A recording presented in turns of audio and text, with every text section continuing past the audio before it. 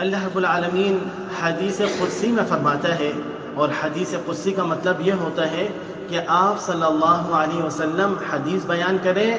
اور وہ اللہ رب العالمین خود بیان فرما رہا ہے،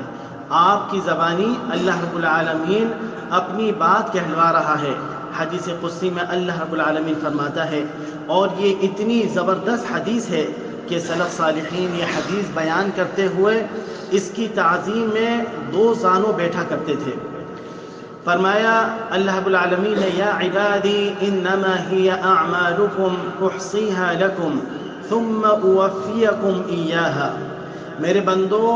یہ تمہارے اعمال ہیں جن کو میں تمہارے لیے جمع کر کر آخرت کے لیے رکھتا ہوں، پھر میں تم کو ان کا پورا پورا بدلہ دوں گا۔ فمن وجد خیرا فلیحمد اللہ، تو تم میں سے جو اپنے عمل سے خیر پائے اسے چاہیے کہ وہ اللہ کی حمد بیان فرمائے۔ ومن وجد غیر ذلک فلا یلومن الا نفسہ، اور جو شخص اس کے علاوہ کوئی برائی پائے تو اسے چاہیے کہ اپنے ہی نفس کو ملامت کرے۔